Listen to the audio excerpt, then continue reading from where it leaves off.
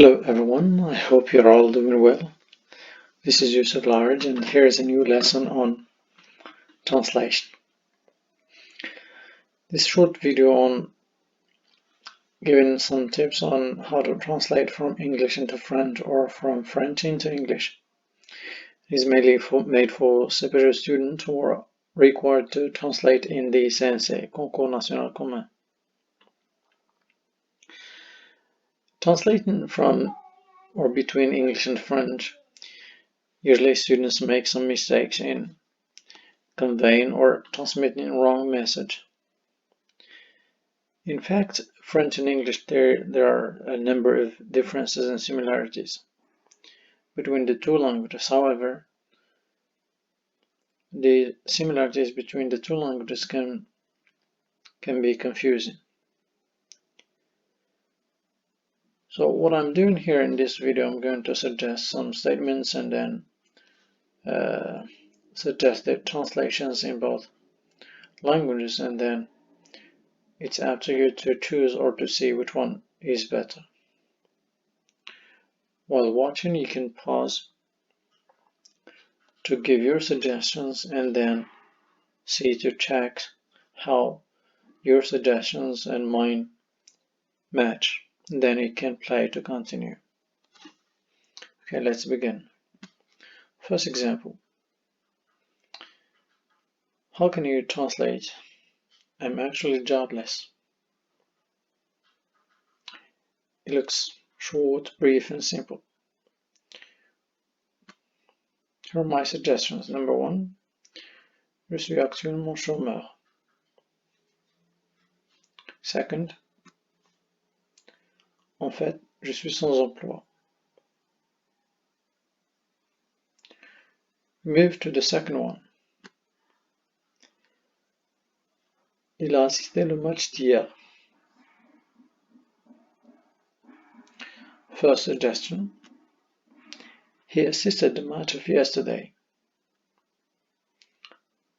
Second suggestion. He attended yesterday's game or yesterday's match. Third example. I lived in Morocco for 10 years. First suggestion. J'ai habité au Maroc pour 10 ans. Second. J'ai habité au Maroc pendant 10 ans. 4. Ce livre contient beaucoup d'informations importantes. Suggestion 1. This book contains a lot of important information. Second. This book contains a lot of important information. There's one little difference. Fifth example. Cet homme est sympathique.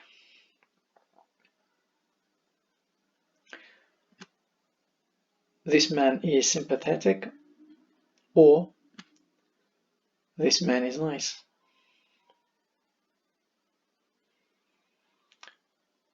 Example 6. Comme 2 gouttes d'eau. You will translate this like 2 drops of water, or like 2 peas in a pod.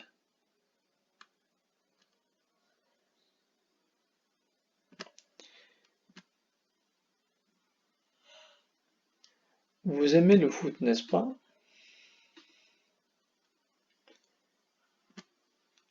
You love football, isn't it? Or you love football, don't you? Last example. I don't think you understand the implications of what you're saying.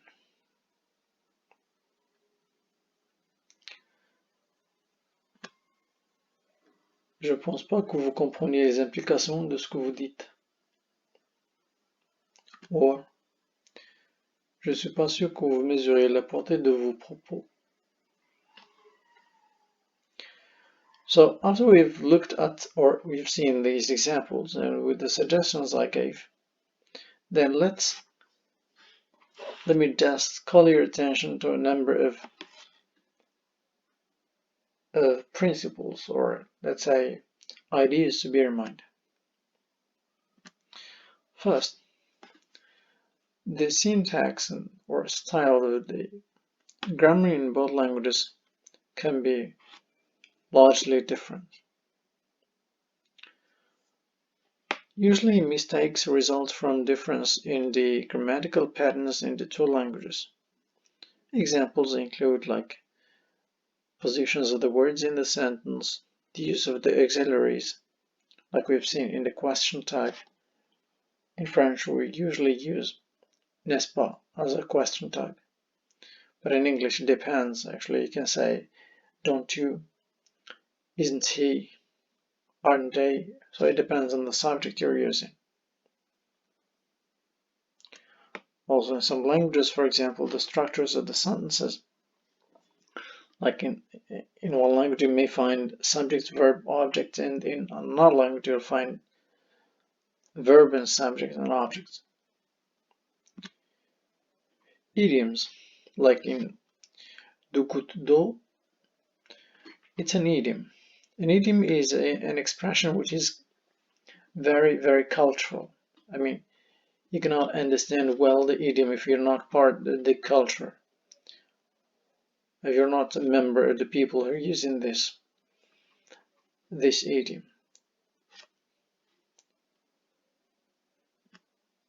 Vocabulary. Meanings of vocabulary differ from one language to another. An example here is of French and English. False friends, which is also one aspect of difference in vocabulary. When we say vocabulary, I mean in one language a word can be countable, in another language it can be uncountable or can be irregular. False friends are words which sound very similar in both languages, however they have different meanings. If you Google false friends, you'll have a number of known false friends in English and French. You've seen the example of sympathetic and nice.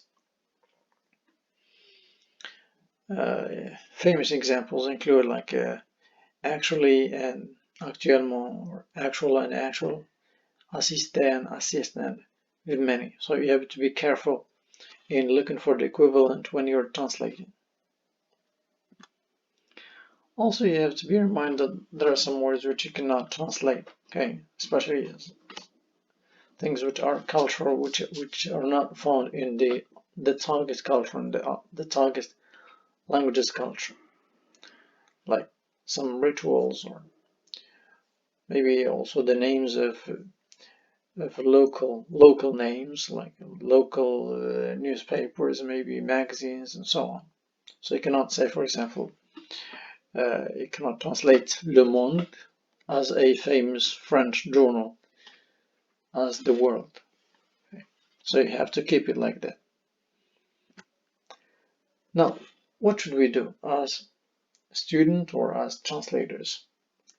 I here suggest just a very little number of tips that you have to bear in mind. First, avoid literal translation, which means word for word translate. When you're translating, looking for the equivalent of each word in the sentence and keeping the sentence structure as it is. In the end, you'll either get to transmitting or conveying a wrong message, which leads to misunderstanding, or at least your sentence or your text will look awkward. The language will not read well. Consider differences between the languages. As we have mentioned, languages bear a lot of differences at different levels: syntax, meanings, how people conceive the same words in different cultures, and so on. Watch out for cultural meanings. Yeah, You have to be careful. There are some words which are, or some expressions which are used, they're normally used in one culture and in one language. They can be offensive, or they will lead to misunderstanding. Last, maintain a proper style. When you're translating, please remember or try to figure out what is the type of the text or the document you're dealing with. The documents you may have are, they may be dealing with a political subject or cultural subject or legal or press whatsoever. So you have to maintain in a proper style that is apt or proper to this genre of text. If you're translating, for example, a legal document, you have to use words related to law. Okay, so the choice of the words and also the way you structure your sentences are very important. So, for example, if we have le mot bureau in French, bureau, so will you say a desk, or will you say an office, or bureau whatsoever? So you have to be careful about this. I think that's it. I thank you a lot for watching this, and I hope it was of some help to you.